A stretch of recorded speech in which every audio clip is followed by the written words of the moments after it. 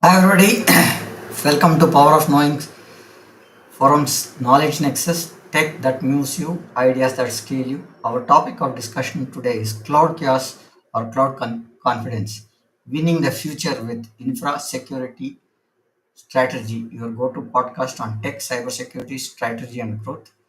I am Prem Kumar AS. Today we are going to explore cloud infrastructure security, and strategy. A special welcome to all tuned in to Power of Knowing Weekly Podcast for series episode 287 live on LinkedIn. Welcome to Power of Knowing uh, Weekly Podcast series. Today, a bold question is your cloud growth engine or a weak link? That's what we want to understand. And to take a deep dive onto it, let's discuss on thinking about when Zoom suddenly became one of the world's largest lifeline during COVID. We started overnight seeing calls happening on Zoom, and we started looking at Zoom as an enabler for people who were not used to cloud at all. So, one is cloud, the second is people who are not used to camera facing crowd.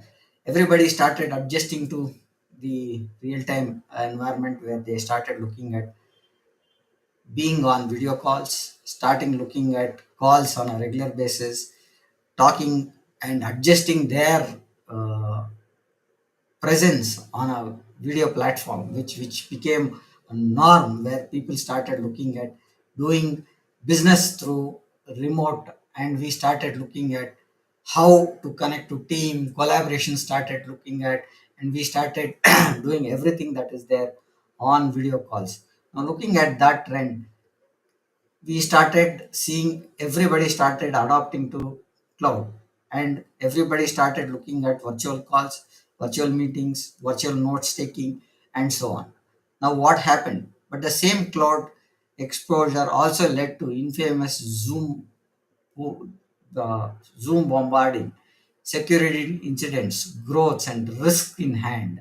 So that's the tension that we will explore today, and at the highest way looking at how global cloud market is 1.5 trillion in 2025, yet the big music players like Spotify pulled out 17% of its workload off cloud, citing spiraling costs, and which turned out to be a major cost saving for them, and which which became a cost center which made business difficult for them to run. So that's when they started looking at having a non-cloud based environment or a hybrid based environment, similar to NASA's JPL uses hybrid cloud to run Mars rover simulation, providing smart orchestration can take you literally out of this world. A point: cloud is powerful but not free of trade-offs. Looking at what we have, the workloads, every instance is based on a consumption mode, and that consumption mode, keeping it long running, and the costs of the CPUs, the GPUs, and the bandwidth cost started rising overly, which caused concerns for cloud adoptions. Now, looking what was the pain point that we were looking at is vendors were looked at having a lock-in, which if I have to subscribe for certain workloads. I had to have a lock-in of a year or a subscription period that I will use this size of VMs for a longer period. Snapchat relied heavily on Google Cloud while it helped them scale. The dependency limited their negotiation leverage, ballooning their costs. Security breaches also were a high thing. There is a Capital One incident in Capital One in 2019. A misconfigured AWS firewall costed them about 80 million in fines, reputational damages, and regulatory backlashes. Lesson: one wrong click can undo millions of investments. That's the point that we are looking at. Now, coming to the next point, hidden costs is one more concerning point that happens. Dropbox famously moved off AWS in 2016, saving 75 million in infrastructure costs over the 2 years by building its own data centers. So, most of the people are looking at costs either on the workloads or on the bandwidth side or the retention, as it is going to be an ongoing cost, and trying to look at operations which are going to be on a hybrid model with the existing infrastructure they had leveraged earlier. So that is one way of looking at cost saving. Again, coming to the compliance main field, where we saw TikTok facing a data sovereignty issue in the EU and India, pushing them to rethink cloud architecture. These are some example shows chaos is not theoretical, it is already here. Now, looking at what can be looked at, the frameworks that we should look at while we adopt cloud is to look at the 3C model, which is cloud choice, cloud control, and cloud continuity. That's what we should be looking at. Choice of cloud is what we'll start with. We should look at not having a single vendor rather than having multi-cloud champion, and having a dashboard which can give you monitoring capabilities across clouds, and also give you some of the cost benefits that you can gain with each of the cloud being there. And you can look at regions and locations where the costs are minimum. That's one way of looking at. Then you can run it on AWS or Google Cloud or their own CDNs. That would be very helpful to prevent lock-in and ensure resilience is what we look at. The first pointer is the choice of cloud. Second pointer is what we should look at is cloud control. JP Morgan adopted zero trust model, cloud model, reducing fraud incidents by integrating AI anomaly detection. Key point was control is not a firewall, it is a continual verification. Now every control has to be looked at, verified. Now we are looking at zero trust as a security. This one, zero trust says it is trust none, and you have to believe that everything needs to be verified and reviewed, whether the access of taking it on IAM or it is on PAM, privilege accuracy act, privilege access management. So one way of looking it is IAM or PAM. These are the two pointers that we should look at when we look at zero trust, which enables you to look at who has the right access, whether that access is required, and how do we look at. That's the control that we should look at. And the third point that we are looking at is continuity. Netflix Chaos Monkey tool deliberately breaks servers to test its resilience. So British Airways in 2017 outage data center power issued 75,000 grounded 75,000 passengers, costing 100 million. That's what we see costing of 100 million. Why no resilience drills? Growth has to be looked at or tested while we look at every business continuity to be looked at when we look at having an online OLTP model where you impact businesses and it can impact lives, travel plans, the weather forecast. Everything can go into a mess if there is a infrastructure or a security issue that we face in these kind of outages. One way of looking at is how do we look at growth and trends. Coming to the next point is AI driven optimization, where we are looking at cost management. How do we look at Google Cloud AI driven cooling systems reduce their data center energy usage by 40%?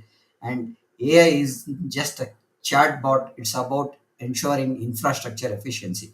Now, looking at that only that pointer, we can even take AI to have monitoring of jobs, monitoring of pointers, where we look at how your incidents are managed, what are the ticket sizes that are there, what are the P1s that are there.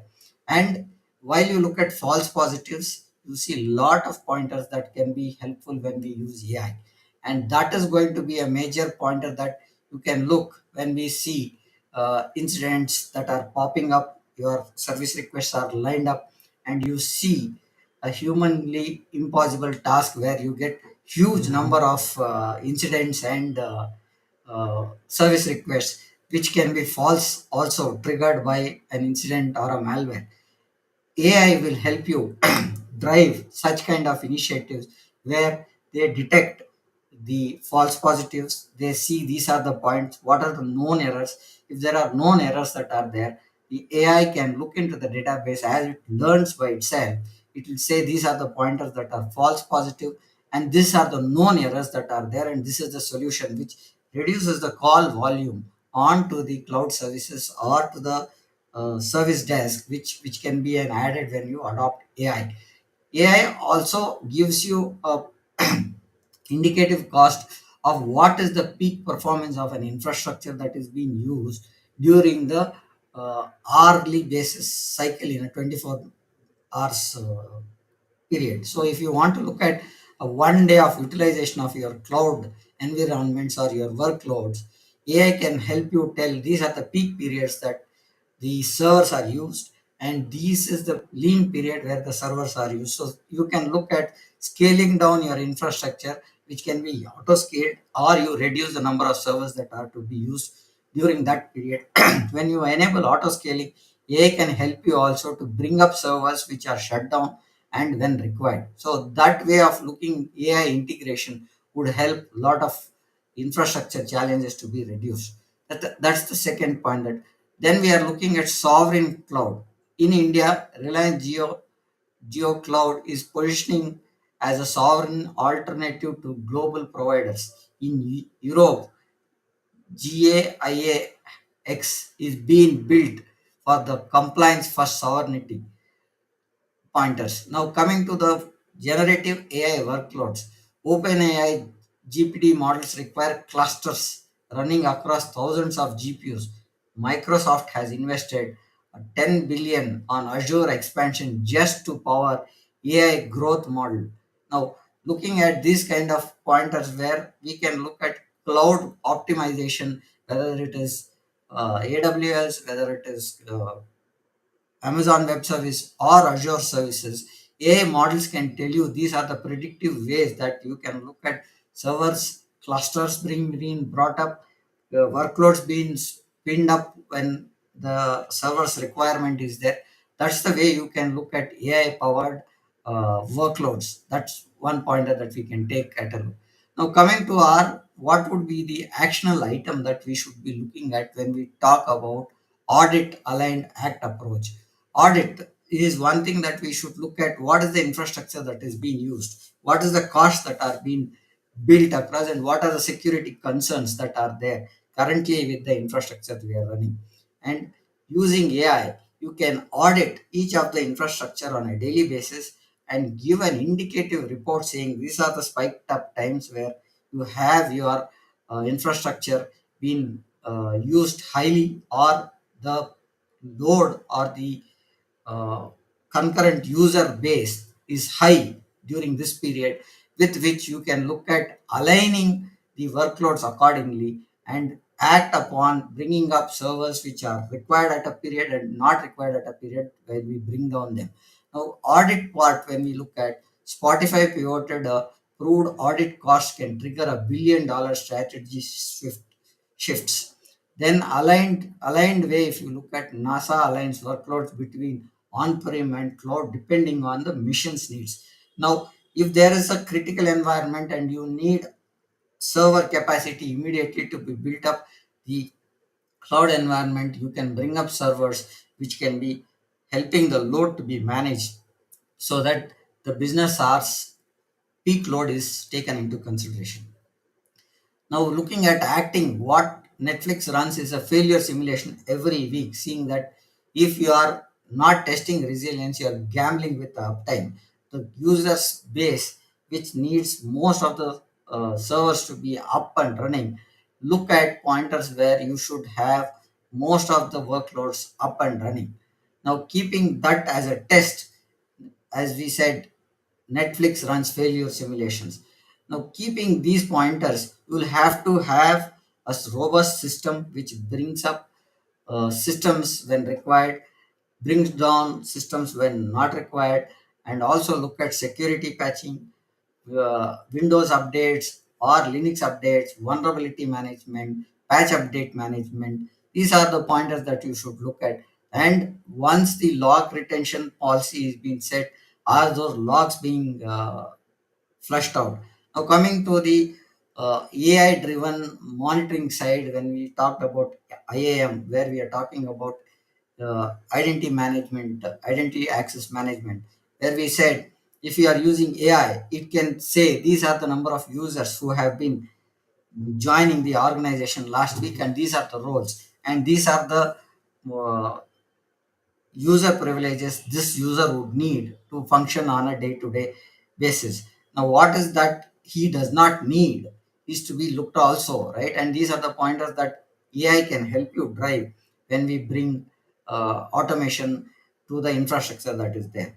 Second is again, most of the time when users leave the organization, the user accounts are either kept like that only because of certain accesses that will break certain applications or systems, which has to be looked out. Then we have to look at service accounts which are being used, where if a service account is used, the user deletion would not create a problem for that kind of an application. These are the pointers that you should look at when you look at infrastructure, security, and strategy. Everything on the infrastructure on the cloud environment is a cost currently, right? Now, how do we look at cloud as a kiosk? If you spin up every infrastructure that is required for testing and use high-end servers, you are in a chaos mode where you bring up costs which will be either from the compute side or the bandwidth side. What I've seen in my experience is that normally the log management which is kept at a centralized place, they build. I will take an example with which what I did when I was part of a large organization managing their infrastructure. We saw that the log management server was configured on Azure on the east region, but the servers were spread across the world, where we had a centralized log management which brought all the logs to the US East region, which costed us bandwidth cost about $10,000 a month. Then we started identifying such pointers, and we brought some of the log management systems that are to be part of that region, where we saw we were able to bring down our log management costs and bandwidth costs to near $1,000, which was we had about servers across India, Europe, and US. Australia also was one of the part that we were doing some of the server management. What we found when we shifted the log management to their respective regions, the costs came out. And we also found some of the compliances that were needed when the servers were hosted in the European Union, where the GDPR norms were used. In the US region, we had CCPA rules to be followed. When we brought the infrastructure modernization coming into this picture, we saw that infrastructure can also be a confident when we use cloud, where we had servers across the globe and we still manage the compliance of each of the region. And currently with what we see with GDPR, what we see is the company's data has to be localized for every country, is what we are seeing with the norms coming with for GDPR, CCPA, Brazil's data act, and our DPDP Act coming into picture. We have to have all our data in the respective countries, and we cannot have certain data moving out. Now, if you look at data coming from the US and the UK markets where India hosts their businesses, what we see is we look at data being very secured either using a tunnel system, or we have a dedicated line which is there, which we only use through their ODC network, where the data does not pass through any other network and we still access to work on those systems. That's what we look at. And coming to our next pointer that we want to look at here is how do we look at going further in having more on cloud adoption and cloud. Now, looking at the costs, many of the organizations have shifted to the hybrid cloud with their existing infrastructure. Any infrastructure that needs to be having data which can be done and the data is not readily be available, kind of an MIS, okay, where they have the servers in the data centers, their local data centers, that can be a day old, where I think one of the way of looking at is if you are looking at your passbook printing, you can have that a day old. That's what I think is one way of looking at. But things have changed currently. The banking system also has looked at many other pointers where data is available now while they use the existing servers. Coming to how do we reduce costs when we look at cloud infrastructure, what we the ideal model that we should look at is have all the OLTP servers on the cloud, and that's way one way of strategy that we can look at. Whatever is not required to be a cloud facing can be in-house, and few servers that are existing can be built out, and you can have all the bandwidth configured and the data secured in your own environment. Whereas the OLTP can be facing the hybrid, using the hybrid cloud, can be put onto the cloud infrastructure and we manage it effectively. That's one way of looking at cloud infrastructure security and strategy.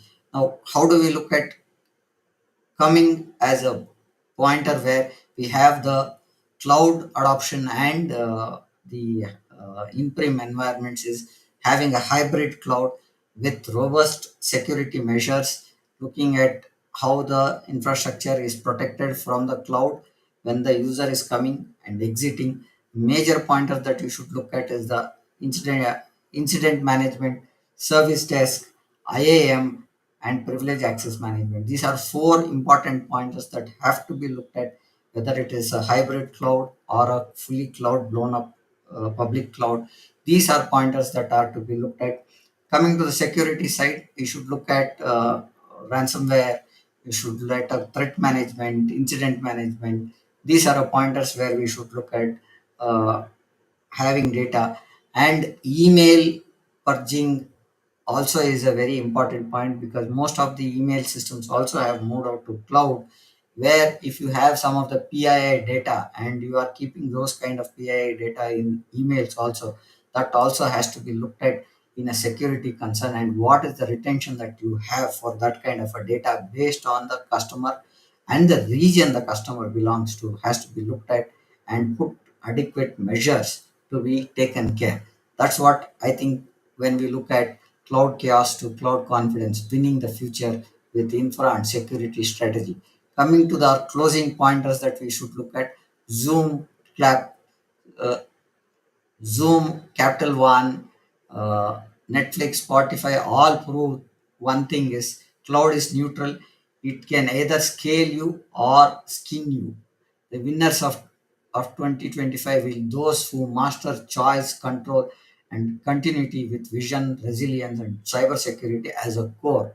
Now, everybody is on the cloud, and every data which is being used has to be looked at. Now, what we see is data is the next fuel, and that is going to be what is the main pointer that any organization would like to share, save, safeguard, and protect. With the DPDP Act, you have to look at safeguarding your digital assets, which can be your email, which can be your social media accounts, your Aadhaar card details, your PAN card details. These all have to be safeguarded. by you that what the government is doing is they are putting the ball back to the user, because digital assets are to be managed by the user. The passwords have to be protected, your systems have to be updated in a proper sequence. You need to have updates for your mobiles. You need to be careful in looking at mails when they are coming from a known person. Look at their emails, which can be a fake email id, which can be say Prem at icici.com, which does not belong to me. But if you look at icici.com, there would be some pointers that will be not genuine, because Prem does not work for ICICI. And when you look at my profile across the internet, you will find my profile being used as my Gmail accounts or my uh, organization, right? You can look at my profile and say, where does Prem work? How, what would be a mail ID when it comes to, and what would be the domain if a mail comes from Prem, is to be looked at and carefully view before clicking any malicious mails, which can cause a lot of chaos in the infrastructure. There could be some of the pointers where when you click a mail, a small file is getting downloaded to your mailing system, and that can sit for days without you knowing that you are affected, and send messages or the required data to the person who can hack your systems. So digital assets, government is putting back all the digital assets to you back, and you are the custodian.